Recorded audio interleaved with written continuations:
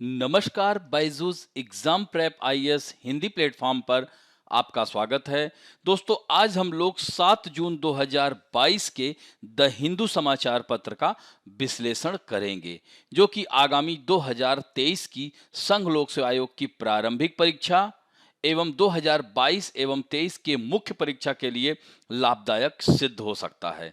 तो आइए पहले सत्र के विषय की चर्चा कर लें, जिसमें पहला टॉपिक है बंगाल की खाड़ी का विकास। तो इसमें दोस्तों हम बात करेंगे बिम्स्टेक क्या है और यह बिम्स्टेक कैसे इसका निर्माण हुआ, यानी 1997 में बैंकॉक घोषणा पत्र के तहत, यानी इसमें कौन कौन से देश थे, इसके नाम में परिवर्तन कब आया, बंगाल की खाड़ी का महत्व क्या है, इन सब बातों की चर्चा करेंगे।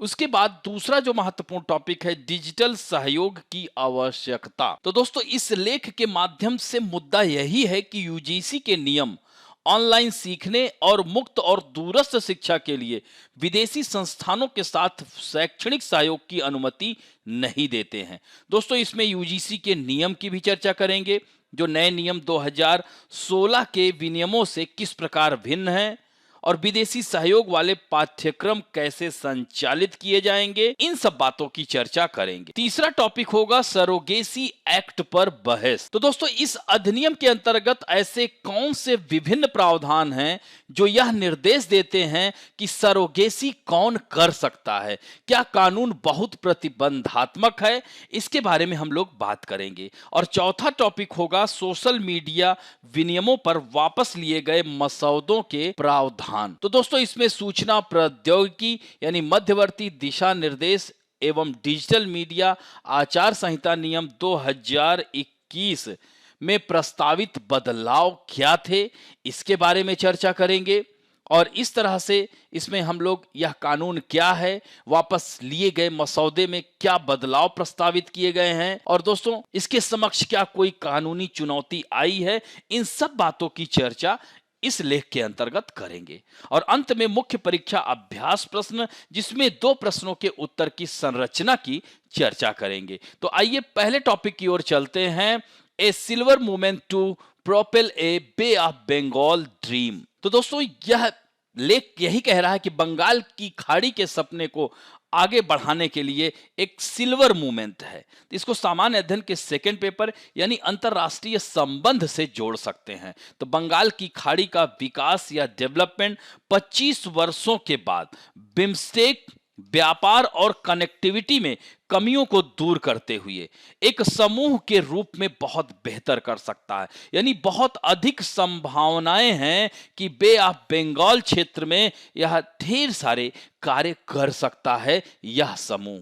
दोस्तों, 1997 में इसकी स्थापना हुई थी। तो यह महत्वपूर्ण है कि यह क्या प्रासंगिक है। तो विवरण में यही है कि बिम्स्टेक को आगे ले जाने की जो जिम्मेदारी है बिम्स्टेक के सदस्यों की है। जैसे उसमें महत्वपूर्ण है भारत, बांग्लादेश, म्यांमार, थाईलैंड, नेपाल, भूटान। तो पिछले 25 वर्षों में यह कहा जा सकता है कि विश्व में काफी बदलाव देखा जा रहा है।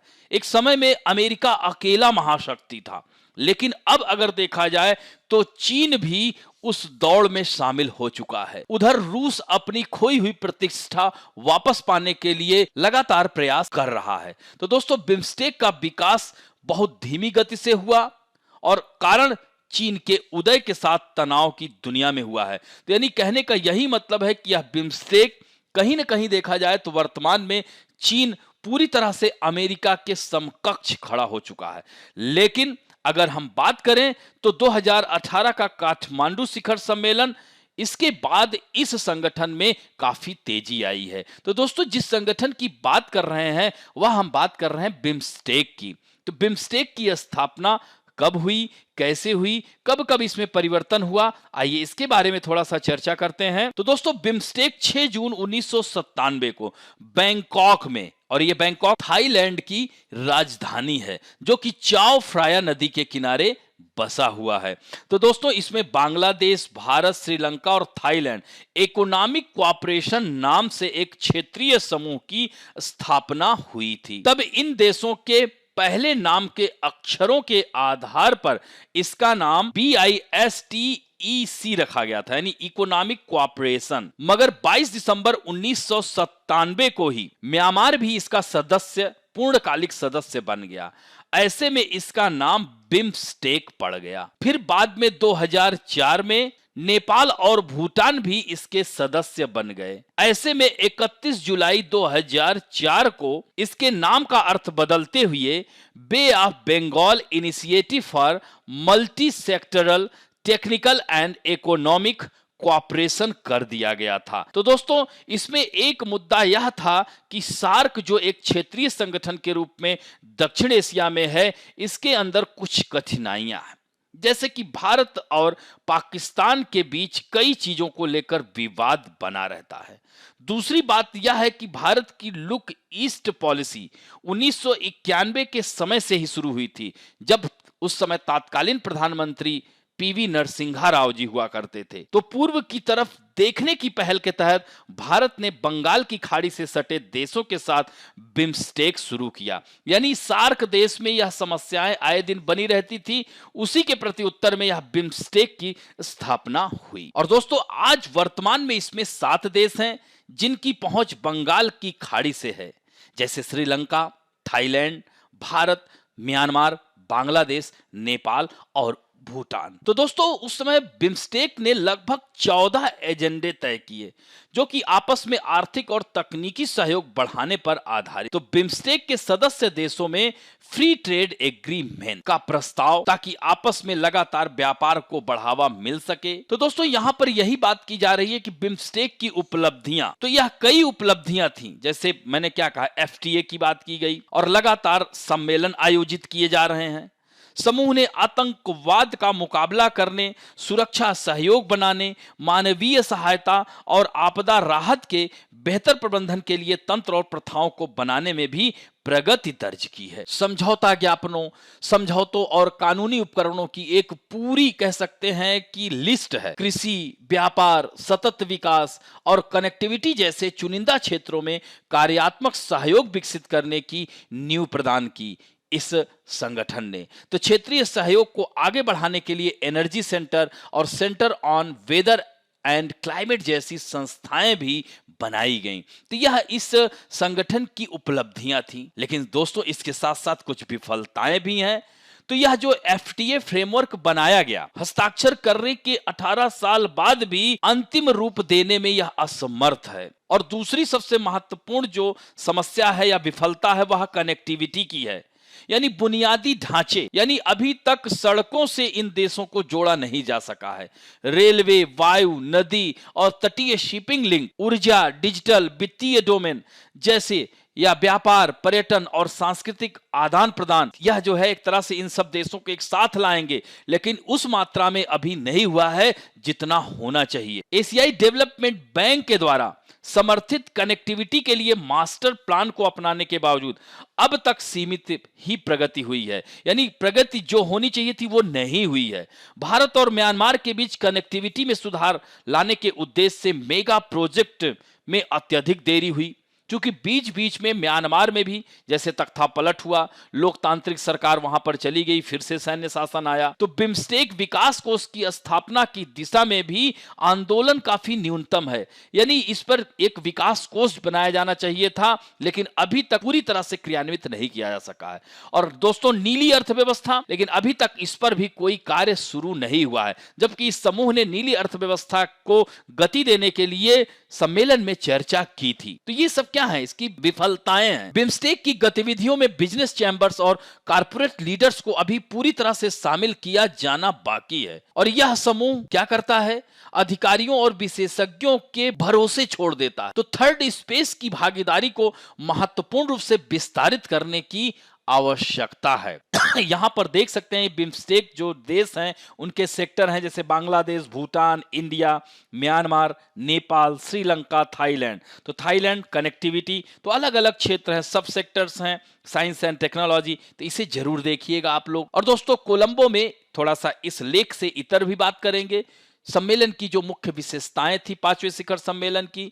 तो बिम्स्टेक चार्टर पर हस्ताक्षर इस शिखर सम्मेलन का मुख्य रिजल्ट था। यानी इस चार्टर के तहत प्रत्येक सदस्य हर 2 साल में एक बार मिलने की इच्छा जाहिर करेंगे। और दोस्तों, इस तरह से बिम्स्टेक अब एक अंतरराष्ट्रीय संगठन का रूप ले लिया है। इसका एक प्रतीक है, एक झंडा है, परिवहन संपर्क के लिए मास्टर प्लान यानी परिवहन कनेक्टिविटी के लिए मास्टर प्लान की घोषणा देखी गई है। और अन्य समझौतों में जैसे आपराधिक मामलों पर पारस्परिक कानूनी सहायता पर एक संधि पर हस्ताक्षर भी किए गए हैं। और इस तरह से भारत के लिए बिम्स्टेक का क्या महत्व है? तो दोस्तों, बिम्स्टेक न केवल दक्षिण एवं दक्षिण पूर्व एशिया को जोड़ता है, बल्कि ग्रेटर हिमालय और बंगाल की खाड़ी की पारिस्थितिकी को भी जोड़ता है। यहां से आप देख सकते हैं, यह हिमालय क्षेत्र, अब देखिए नेपाल भी आ गया है, भूटान भी आ गया, तो बंगाल की खाड़ी यहां से यहां तक इसको जोड़ रहा है। तो सामरिक दृष्टिकोण से बंगाल की खाड़ी जो मलक्का जलडमरू मध्य एक फनल की तरह, तो हिंद महासागर तक अपने पहुंच मार्ग को बनाए रखने के लिए एक तेजी से मुखर चीन के लिए प्रमुख रंगमंच के रूप में उभरी है। यानी कह सकते हैं कि इस क्षेत्र में भारत की आवाजाही, वियतनाम में भी भारत ने अपना एक बना लिया है बेस। तो हिंद महासागर में चूंकि चीन लगातार हिंद महासागर में अपनी आमद रफ्त बढ़ा रहा है, जैसे श्रीलंका में हम्बन टोटा में उसने बेस बना लिया है, तब ऐसे में भारत को इस बिम्स्टेक शिखर यानी बिम्स्टेक नामक संगठन को और इसमें गति देनी होगी। चूंकि इस बिम्स्टेक सम्मेलन यानी बिम्स्टेक संगठन में सबसे महत्वपूर्ण अगर देश कोई है तो वो अपना भारत ही है। अब बढ़ते हैं दोस्तों दूसरे महत्वपूर्ण लेख की ओर। पृष्ठ संख्या 7 पे आई हुई है। इसे सेकंड पेपर यानी शासन से जोड़ सकते हैं। A need for digital collaboration, यानी आवश्यकता है एक डिजिटल सहयोग की। तो दोस्तों, भारत में ऑनलाइन शिक्षा को प्रोत्साहित किया जाता है। यूजीसी के नियम ऑनलाइन सीखने के लिए विदेशी संस्थानों के साथ गठजोड़ की अनुमति नहीं देते हैं। तो तथ्य यही है, विश्वविद्यालय अनुदान आयोग जिसे यूजीसी कहा जाता है ने स्थानीय विश्वविद्यालयों के लिए विदेशों में अपने समकक्षों के साथ सहयोग करने, संयुक्त डिग्री, दोहरी डिग्री या जुड़वा कार्यक्रमों की पेशकश करने के लिए अपने अनुमोदन प्रक्रिया को सरल बना दिया है। तो इसमें NAAC और AC द्वारा मान्यता प्राप्त कोई भी भारतीय उच्च शिक्षण संस्थान 4 अंक के ऊपर 3.01 के न्यूनतम स्कोर के साथ या टाइम्स हायर एजुकेशन या QS वर्ल्ड यूनिवर्सिटी रैंकिंग के शीर्ष 1000 में शामिल हैं। तो इस तरह के सहयोग में भाग लेने के लिए पात्र होंगे। तो भारतीय संस्थानों के लिए NIRF की शीर्ष 100 सूची में होना भी स्वीकार्य है। जबकि महामारी से उत्पन्न अभूतपूर्व चुनौतियों का सामना करने के लिए वर्तमान सरकार द्वारा उठाए गए कई कदमों में शिक्षण और सीखने की प्रक्रिया में सूचना और संचार प्रौद्योगिकी की क्षमता का लाभ उठाना शामिल है। तो तथ्य यही है कि यूजीसी के नियम ऑनलाइन सीखने के लिए विदेशी संस्थानों के साथ अकादमिक सहयोग की अनुमति नहीं देते हैं और ओपन एंड डिस्टेंस लर्निंग जिसे ODL कहते हैं, यह कह सकते हैं कि एक आश्चर्यचकित करने वाला यह विषय है। तो दोस्तों, मुद्दा यही है कि यूजीसी के नियम ऑनलाइन सीखने और दूरस्थ ODL के लिए यह अनुमति नहीं देते। यहां तक कि NEP नेशनल एजुकेशन पॉलिसी ने नामांकन में सुधार के लिए अधिक ODL का सुझाव दिया था। तो स्नातकोत्तर, स्नातक और स्नातकोत्तर डिप्लोमा प्रमाणन स्तरों पर विश्वविद्यालय में दूरस्थ नामांकन की हिस्सेदारी 13.8, 35.9, 1.1%, 1.5 और 0.4% है। तो दोस्तों, दूरस्थ नामांकन उच्च शिक्षा में कुल नामांकन का मात्र 11.1% है। तो यह कार्यक्रम व्यक्तिगत कार्यक्रमों की तुलना में अधिक किफायती हैं और इसलिए वंचित वर्गों के लिए यह काफी लोकप्रिय माने जाते हैं। तो दोस्तों, भारत में ऑनलाइन शिक्षा को बढ़ावा देने के लिए MOOC स्वयं जैसी पहल यूजीसी द्वारा प्रायोजित है। यानी MOOC स्वयं और NPTEL जैसी पहलों को यूजीसी शिक्षा विभाग और अन्य राष्ट्रीय संस्थानों द्वारा प्रायोजित किया जाता है। तो विश्वविद्यालयों और कॉलेजों को ऑनलाइन और डिजिटल शिक्षा के लिए बुनियादी ढांचे को बनाने और मजबूत करने के लिए रूसा और TIQIP थर्ड कार्यक्रमों के तहत केंद्रीय रूप से वित्त पोषित किया जाता है। केंद्रीय बजट में भी एक डिजिटल विश्वविद्यालय की स्थापना की घोषणा भी की गई है। इसलिए यह समझ से परे है कि जहां एक ओर कई सरकारी पहलों के माध्यम से ऑनलाइन शिक्षा को प्रोत्साहित किया जा रहा है, वहीं दूसरी ओर यूजीसी द्वारा ऑनलाइन कार्यक्रमों को अंतरराष्ट्रीय सहयोग प्रयासों के दायरे से बाहर रखा जा रहा है। दोस्तों, AISHE के निष्कर्षों के अनुसार 168 देशों के 49,348 अंतरराष्ट्रीय छात्र भारतीय विश्वविद्यालयों द्वारा पेश किए जाने वाले पाठ्यक्रमों में नामांकित हैं। तो विदेशी छात्रों का उच्चतम हिस्सा 45.6% यानी 4 पड़ोसी देशों से आता है। वह कौन से हैं? नेपाल है, अफगानिस्तान है, बांग्लादेश है और भूटान है।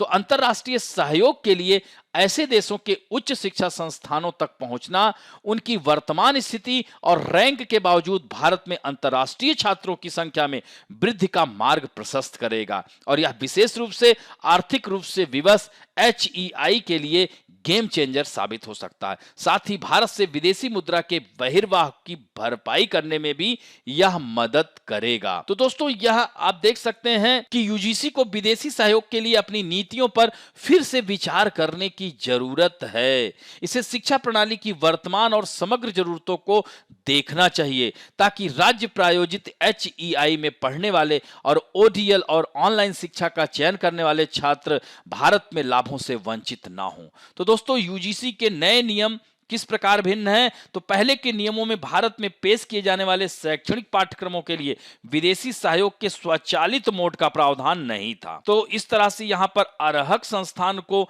अनुमोदन के लिए यूजीसी के पास आवेदन करना आवश्यक था।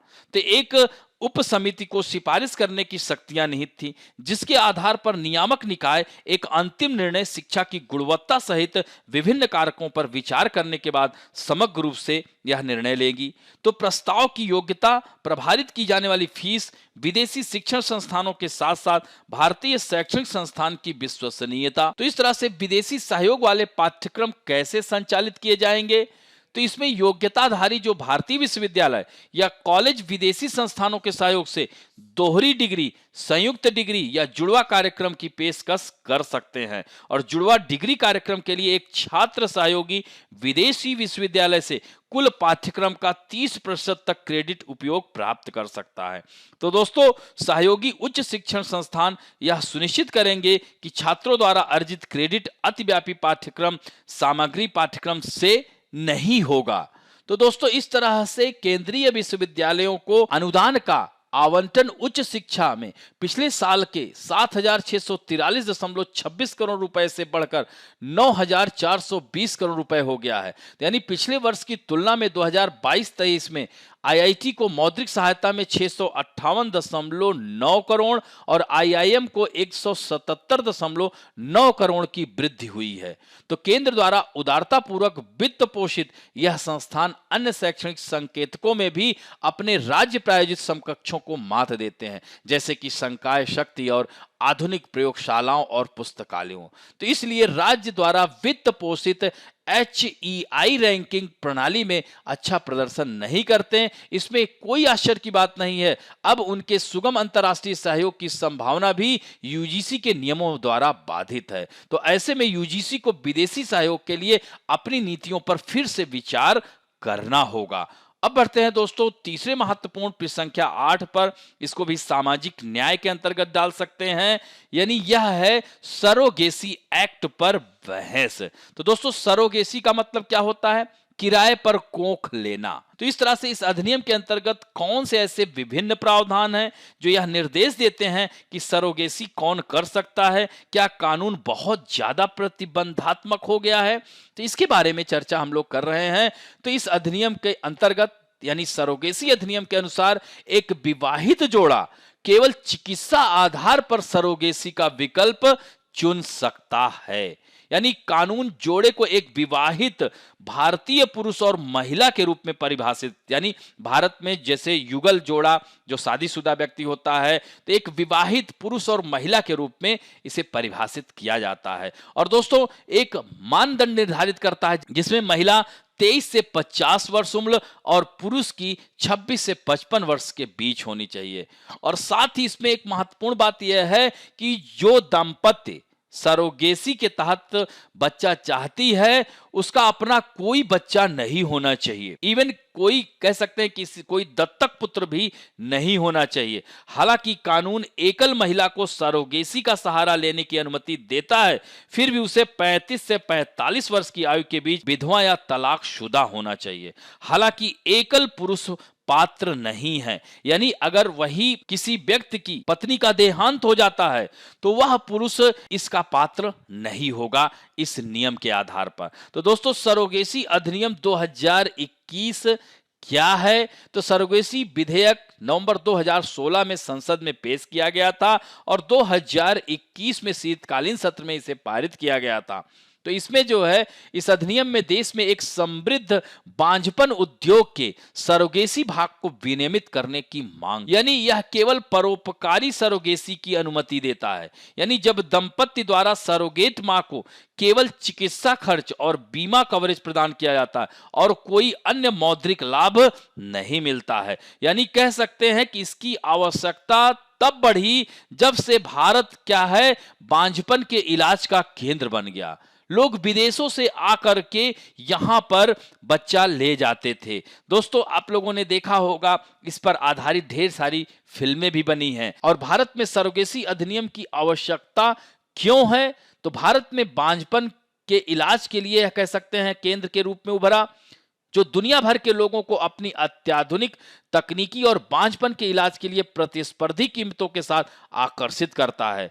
क्योंकि दोस्तों, यहां पर सस्ता पड़ता है अन्य देशों के लिहाज से। यही कारण है कि जापान, इंडोनेशिया, मध्य एशिया जैसे देशों से लोग आते हैं यहां पर और यहां से बच्चा ले जाते हैं। तो दोस्तों, यही कारण है कि इसकी आवश्यकता पड़ी।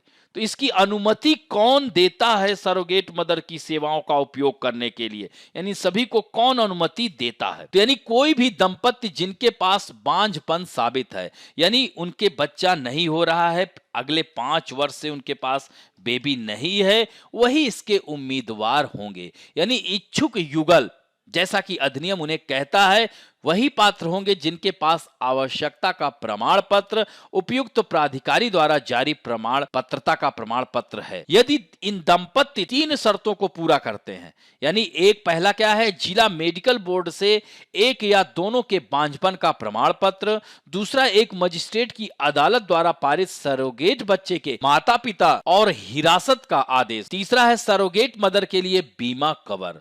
तो एक पात्रता प्रमाण पत्र में कहा गया है कि दंपति निम्नलिखित शर्तों को अगर पूरा करते हैं, यानी वे भारतीय नागरिक होने चाहिए, सबसे महत्वपूर्ण यह है, और महिला की आयु 23 से 50 वर्ष और पुरुष की 26 से 55 वर्ष के बीच, और उसके पास कोई बच्चा या जैविक दत्तक या सरोगेट ना हो।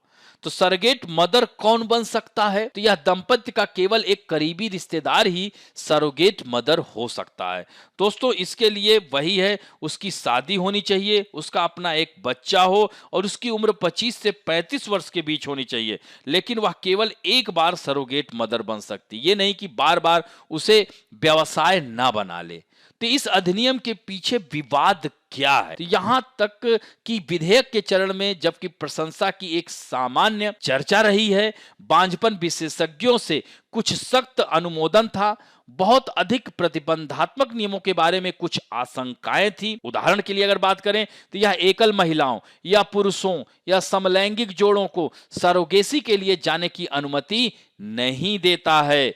इन समूहों के प्रतिनिधि तब भी सामने आए जब स्वास्थ्य मंत्री ने सदन में यह विधेयक पेश किया, तो यह समूहों ने इसका सिरे से विरोध किया। तो अब आगे क्या हो सकता है? तो आगे यही है कि मुख्य रूप से कह सकते हैं कि बहिष्करण मानदंड के कारण ये आशंकाएं हैं, कथित अड़चनें हैं, अधिनियम के लागू होने की छोटी अवधि से पहले ही इसमें सामने आ गई हैं। यानी यह अधिनियम आया भी कब, अभी ज्यादा दिन नहीं हुआ। अब ऐसे में इसमें संशोधन की बात उठने लगी है। तो यही कह सकते हैं, आगे का रास्ता यही है कि जनसमूह यह शिकायत हल करने और इसे सुनिश्चित करने के लिए संशोधनों का इसे सहारा लेना पड़ सकता है। और दोस्तों, इसमें इस पाठ के इतर एक महत्वपूर्ण बात यह भी ध्यान रखिएगा कि सहायक प्रजनन प्रौद्योगिकी, जिसे ART कहते हैं, और सरोगेसी के बीच अंतर क्या है, ये सीधे सीधे आ जाता है आपकी परीक्षा में। तो दोस्तों, सरोगेसी विधेयक सरोगेसी से संबंधित एक बांझपन उपचार, जहां एक तीसरा व्यक्ति एक महिला सरोगेट मां है, यानी उसमें जो है अलग से। जबकि ART प्रक्रियाओं में क्या होता है, विवाहित जोड़ों, लिव इन पार्टनर्स, एकल महिलाओं और विदेशियों के लिए भी खुला। तो 2015 की अधिसूचना के आधार पर विदेशियों, OCI या PIO कार्ड धारकों द्वारा भारत में सरोगेसी शुरू करने पर रोक लगाती है दोस्तों। लेकिन भारतीय नागरिकता रखने वाले NRI सरोगेसी का लाभ उठा सकते हैं, जबकि ART सेवाओं का लाभ उठाने के लिए विदेशी चिकित्सा पर्यटन के तरह भारत आ सकते हैं और आकर के वह बेबी ले जाते हैं। दोस्तों, भारत में सरोगेसी का अभ्यास करने वाली क्लिनिकों की अनुमानित संख्या 1000 से कम है, जबकि ART की 40,000 से अधिक होने की संभावना है। तो दोस्तों, यह महत्वपूर्ण है, इसे ध्यान रखेंगे। भारत में ART क्लिनिकों की वृद्धि दुनिया में सबसे अधिक है और यह चिकित्सा पर्यटन का एक महत्वपूर्ण हिस्सा है। और यह युग्मक दान, अंतर्गर्भाशयी गर्भाधान, इन विट्रो निषेचन और इंट्रासाइटोप्लाज्मिक शुक्राणु इंजेक्शन और पूर्व प्रत्यारोपण आनुवांशिक निदान प्रदान करते हैं। कौन? ART। तो ART और सरोगेसी में अंतर आप समझ गए होंगे। तो अब बढ़ते हैं नेक्स्ट टॉपिक की ओर, पृष्ठ संख्या 8 पर। इसको भी सामान्य अध्ययन के सेकंड पेपर के अंतर्गत हम जोड़ सकते हैं। तो सोशल मीडिया विनियमों पर वापस लिए गए मसौदों के प्रावधान, यानी सूचना प्रौद्योगिकी नियम 2021 में प्रस्तावित बदलाव क्या थे। तो दोस्तों, यह चर्चा में क्यों आया? क्योंकि इलेक्ट्रॉनिक्स और सूचना प्रौद्योगिकी मंत्रालय ने एक मसौदा प्रस्ताव पेश किया था। नियम 2021 में प्रस्तावित संशोधनों के एक सेट पर आम जनता से टिप्पणी मांगी गई थी, लेकिन बाद में इसे वापस ले लिया गया। तो इसी पर चर्चा का विषय यह हो गया। तो सोशल मीडिया प्लेटफॉर्म पर सामग्री को विनियमित करने के लिए निगरानी तंत्र को मजबूत करने के उपायों का तो मसौदे में एक शिकायत अपीली समिति का प्रस्ताव है, जो मध्यस्थ के शिकायत निवारण अधिकारी के ऊपर कार्य करती है। मोटे तौर पर यदि कोई उपयोगकर्ता मध्यस्थ द्वारा प्रदान किए गए संकल्प से संतुष्ट नहीं है, तो वह अपीलीय निर्णय के खिलाफ अपील कर सकता है। तो दोस्तों, 2 जून को इलेक्ट्रॉनिक और सूचना प्रौद्योगिकी मंत्रालय ने यह प्रस्ताव रखा था, लेकिन बाद में इसे वापस ले लिया गया। तो दोस्तों, इसमें महत्वपूर्ण यही है कि यह कानून क्या है। तो मोटे तौर पर IT नियम 2021 सोशल मीडिया प्लेटफॉर्म को अपने प्लेटफॉर्म पर सामग्री के संबंध में अधिक परिश्रम करने के लिए बाध्य करता है। उन्हें एक शिकायत निवारण तंत्र स्थापित करने और निर्धारित समय सीमा के भीतर गैर कानूनी और अनुपयुक्त सामग्री को हटाने की आवश्यकता है। तो प्लेटफॉर्म के निवारण तंत्र का शिकायत अधिकारी उपयोगकर्ताओं की शिकायतों को प्राप्त करने और उनका समाधान करने के लिए जिम्मेदार होता है। उनसे 24 घंटे के भीतर, कह सकते हैं 24 घंटे के भीतर शिकायत की प्राप्त की सूचना देने की अपेक्षा की जाती है और 15 दिनों के भीतर इसका उचित तरीके से निपटान किया जाता है। किसी व्यक्ति को पूर्ण या आंशिक नग्नता में चित्रित करने वाली यौन क्रिया में या अधिनियम में किसी अन्य व्यक्ति का प्रतिरूपण करने वाले सामग्री को शिकायत प्राप्त होने के 24 घंटे के भीतर हटा दिया जाना चाहिए। तो प्लेटफॉर्म पर किसी अन्य माध्यम से इसकी पहुंच और प्रसार को भी अक्षम किया जाना चाहिए। इसके अलावा सोशल मीडिया प्लेटफॉर्म की गोपनीयता नीतियों को यह सुनिश्चित करना चाहिए कि उपयोगकर्ताओं को कॉपीराइट की गई सामग्री को प्रसारित न करने के बारे में शिक्षित किया जाता है और कुछ भी जिसे मानहानिकारक, नस्ली या जातीय रूप से आपत्तिजनक, पीडोफिलिक, एकता, अखंडता, रक्षा, सुरक्षा या संप्रभुता के लिए खतरा माना जा सकता है। तो दोस्तों, भारत के या विदेशी राज्यों के साथ मैत्रीपूर्ण संबंध या किसी समकालीन कानून का उल्लंघन में भी इसका प्रयोग किया जा सकता है। तो इस तरह के नियमों को बॉम्बे और मद्रास हाई कोर्ट में भी चुनौती दी गई थी। तो वापस लिए गए मसौदे में क्या बदलाव प्रस्तावित किए गए थे। तो दोस्तों मसौदे में एक अतिरिक्त स्तर का निगरानी प्रस्ताव था। तो यह जो है निगरानी जो प्रस्ताव था, ये ध्यान रखेंगे कि इसमें जिसका नाम था शिकायत अपीलीय समिति, तो जो मध्यस्थ के शिकायत निवारण अधिकारी के ऊपर कार्य करता है। तो मोटे तौर पर यदि कोई उपयोगकर्ता मध्यस्थ द्वारा प्रदान किए गए संकल्प से संतुष्ट नहीं है तो वह सीधे अदालत जाने के बजाय अपीली में निर्णय के खिलाफ अपील कर सकता है। तो इस तरह से निगरानी पर सुझाया गया प्रश्न इस तथ्य से उपजा है कि अपीली का गठन केंद्र सरकार द्वारा किया जाना था। अध्यक्ष और अन्य सदस्यों को नियुक्त करने का अधिकार भी केंद्र सरकार के द्वारा ही। दोस्तों डिजिटल एडवोकेसी जो ग्रुप है इंटरनेट फ्रीडम फाउंडेशन ने कहा कि चिंताजनक रूप से यह सरकार को इंटरनेट पर स्वीकार्य भाषण का मध्यस्थ बना देता और किसी भी भाषण को दबाने के लिए सोशल मीडिया प्लेटफॉर्म को प्रोत्साहित करता, जो सरकार के लिए सुखद नहीं हो सकता है। तो यह याद रखने की जरूरत है कि सभी सोशल मीडिया प्लेटफॉर्म एक बड़े उपयोगकर्ता आधार और इससे भी अधिक बड़े पैमाने पर सामग्री प्रवाह से निपटते हैं। उदाहरण के लिए हम बात करें तो इसी साल के 25 मार्च से 26 अप्रैल के बीच ट्विटर ने विभिन्न सामुदायिक मानकों का उल्लंघन करने के लिए कुल 1494 यूआरएल के खिलाफ कार्रवाई। इसके अलावा इसके खाते के निलंबन की मांग वाली 108 शिकायतों पर कार्रवाई की और उल्लेखित अवधि के दौरान 52 खाता निलंबन को हटा दिया गया या पलट दिया गया। यहां तक कि अगर इन लोगों का एक छोटा सा हिस्सा अपीली से संपर्क करता है तो माइक्रो ब्लॉगिंग प्लेटफॉर्म और समिति दोनों पर संभावित रूप से बोझ पड़ सकता है। तो इस तरह के कुछ और जो उदाहरण हैं सोशल मीडिया को नियंत्रित करने वाले अन्य देशों के उदाहरण, जैसे जर्मनी का एनईटी यानी नेट जेड कानून 2018 की शुरुआत में लागू किया गया। देश में 2 मिलियन से अधिक पंजीकृत उपयोगकर्ताओं वाली कंपनियों पर यह लागू किया गया और इसमें 24 घंटे के भीतर स्पष्ट रूप से अवैध रूप से कुछ भी हटाने और हर 6 महीने में अपडेट प्रकाशित करने के लिए कि वे कैसे कार्य कर रहे हैं, इसमें नियम के तहत किया गया। एफबी को जर्मनी में अपने प्लेटफॉर्म पर अवैध गतिविधियों की कम रिपोर्टिंग के लिए यहां पर आप देख सकते हैं कि 2 मिलियन पाउंड 2 मिलियन यूरो का भुगतान करना पड़ा। हालांकि कंपनी ने शिकायत की कि नए कानून में स्पष्टता का अभाव था। दोस्तों ऑस्ट्रेलिया ने 2019 में sharing of abhorrent violent material act पारित किया। इसी तरह से रूस में नवंबर में एक कानून लागू हुआ। इसी तरह से चीन में ट्विटर, गूगल और व्हाट्सएप जैसे साइट्स को ब्लॉक कर दिया गया है। तो यह उदाहरण थे महत्वपूर्ण। दोस्तों अब बात करेंगे मुख्य परीक्षा अभ्यास प्रश्न। तो सोशल मीडिया पर सरकार के नियमों और अभिव्यक्ति की स्वतंत्रता पर सरकार के प्रतिबंध के बीच एक बारीक रेखा है, चर्चा करें। तो इलेक्ट्रॉनिक और सूचना प्रौद्योगिकी मंत्रालय के एक मसौदा प्रस्ताव पेश किया गया जिसमें आपने देखा कि यहाँ पर काफी चर्चा का विषय हो गया। तो इसमें मसौदा क्या था इसके बारे में थोड़ा बताना है, सोशल मीडिया पर सरकार के नियम क्या हैं, अभिव्यक्ति की स्वतंत्रता क्या है और इसके साथ साथ विश्व के कुछ देशों के उदाहरण को भी लीजिएगा और अंत में संतुलित निष्कर्ष लिखिएगा। और दूसरा प्रश्न है, भारत में सरोगेसी कानून का उद्देश्य देश में सरोगेसी संबंधी समस्याओं से किस प्रकार निपटना है, विस्तार से समझाएं। तो इस साल चूंकि जनवरी में लागू हुआ और लागू होते इसमें ढेर सारी चुनौतियां आ गईं, उनके बारे में बताना है। यह सरोगेसी है क्या, सरोगेसी अधिनियम 2021 के महत्वपूर्ण प्रावधान और यह कौन अनुमति देता है, सरोगेट मदर कौन बन सकती है और इससे संबंधित समस्याएं क्या हैं, इन सब को लिखते हुए अंत में निष्कर्ष पे पहुंचना है। तो दोस्तों इस तरह से आज का अंक अब यहीं समाप्त करते हैं। आशा करता हूं कि आज का भी वीडियो आप लोगों को अच्छा लगा होगा और यदि अच्छा लगे तो प्लीज लाइक, शेयर, सब्सक्राइब और बेल आइकन दबाना ना भूलें। धन्यवाद।